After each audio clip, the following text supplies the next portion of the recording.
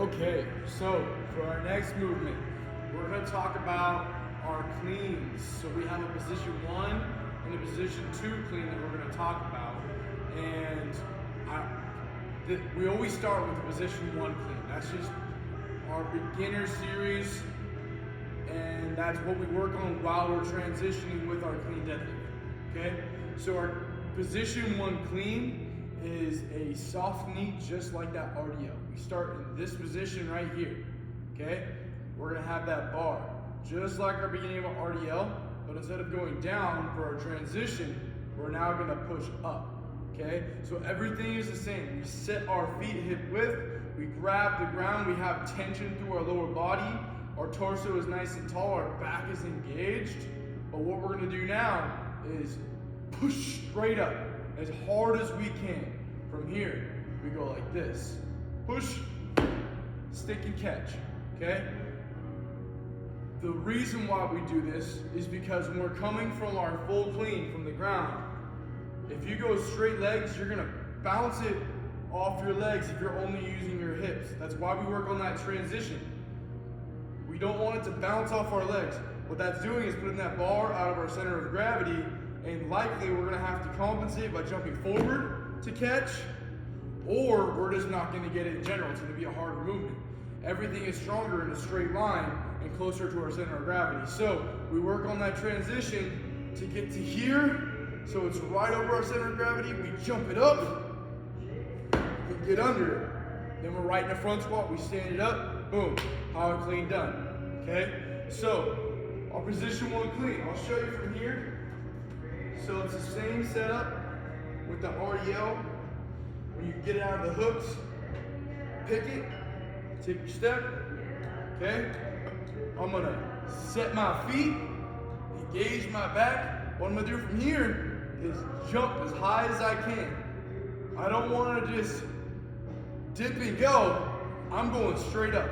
That dip and go is create momentum. I'm trying to work on mastering this position. From here, I can really transfer that to when I get to full cleans later on, if I've mastered this truly. From here, straight up, catch, okay? We really want to work on getting that full extension to the leg. If I'm not getting fully extended, I'm making my upper body have to rip that bar up more. So I really want to focus on staying here, big push, and catch, okay? One other thing to notice, watch my catch, okay? 2 important things with the catch is that I have a closed fist now, but watch as I catch. Notice how I release my fingers? Reason why is that most people's forearms are too tight to be able to get their elbow up still.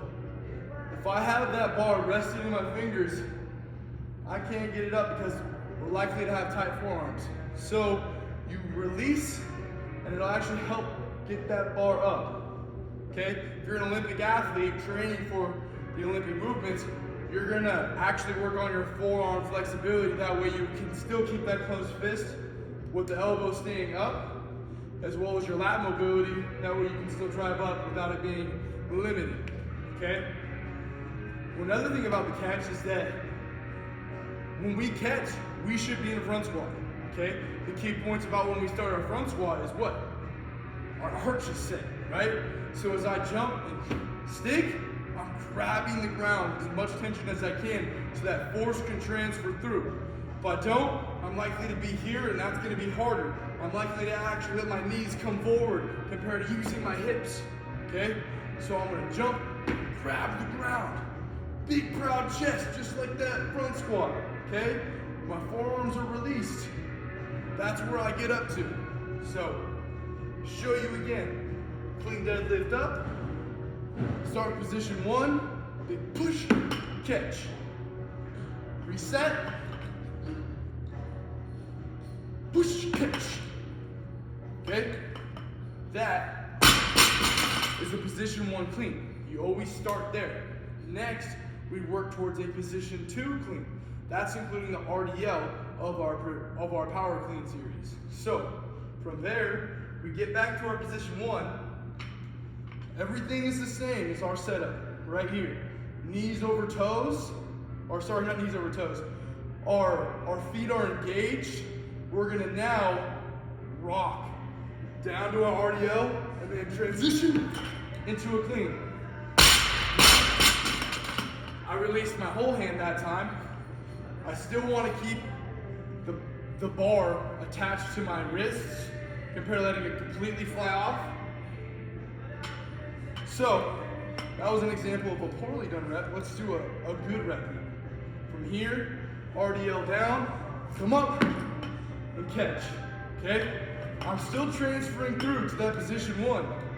If I wanted to, I could break this down, make the athlete go position two, pause, position one, pause, clean.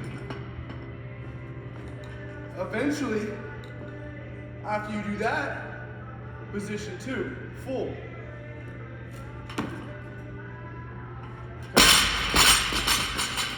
The reason why we practice our RDLs, if I haven't mentioned already, is that we want to get back to that position there.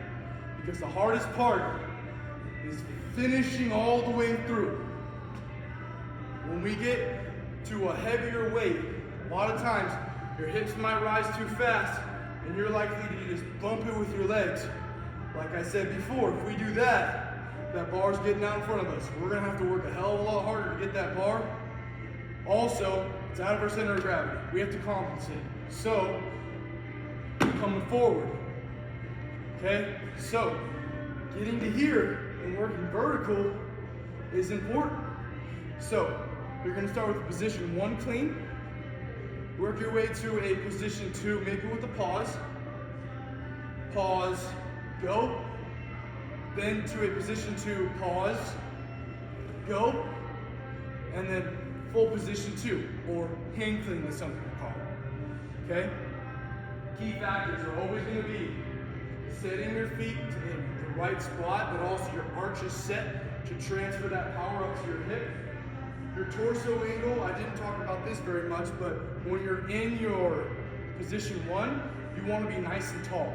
If you have someone who has longer arms, they might come forward a little bit more because that bar is going to be skimming their leg a little bit higher up still, compared to if they have shorter arms, it'll be right in their hip crease. That way they can get to here, so I have a little bit longer arms, so some other people might be right here and able to get all the way up with no problem. One common thing you'll see when someone's doing a clean is that they'll start to bend their arms too soon. So they'll get to here, they'll jump, they'll finish their legs, let's say they're getting to here, and they're starting to rip it. So maybe they're here, they're going, arms first. That's not allowing your legs to work properly and allow the force to transfer through. So what I'll tell them is flex your triceps so that your arms stay straight until you finish your jump, and then they'll naturally know what to do and rip up. Okay? That's the same for position one and position two, and even a full clean. You'll likely see someone start to bend too early. So they'll get down to here, and they'll start to bend, and they'll be right here. I'm already losing force in this position if my arms are bent, because that force is now going through my upper body instead of transferring down to my lower body, right? So we really coach that up. Bar path on that position two is going to be nice and smooth with that RDL transition. Our position one, we have to get vertical. Especially when we're starting position one, we don't want to dip drive to create the momentum. We're working on that controlled push up. Because you don't get when you're doing a full clean, you don't get to go here like that. You have to go straight up in order for it to be right and most efficient, okay? You really want to jump as high as you can, getting as much lift as you can, and sink underneath it. Sometimes you'll see the Olympic athletes get all the way up, and they have to get really low. You have to have good mobility to do that for one, but it's because the bar's only going to go so far. They may only be able to get it to like right here, and then they got to pull themselves underneath it to catch it. Okay? For that catch, you're likely going to have to coach people to release their form. That way they don't stay tight. If they stay tight right there, their elbows are not going to get up, their chest is likely to fold down, and they'll likely drop the weight because of it. So you gotta tell them to release and drive their elbows up, okay? Also, you're gonna have to coach people to grab the ground as soon as they land. Allow that force to transfer through the hip. As well, it's gonna help them decelerate the weight fast. If they get down there and they have a loose arch and they're not letting force transfer, they might buckle down a little more compared to stick it, stand up with it.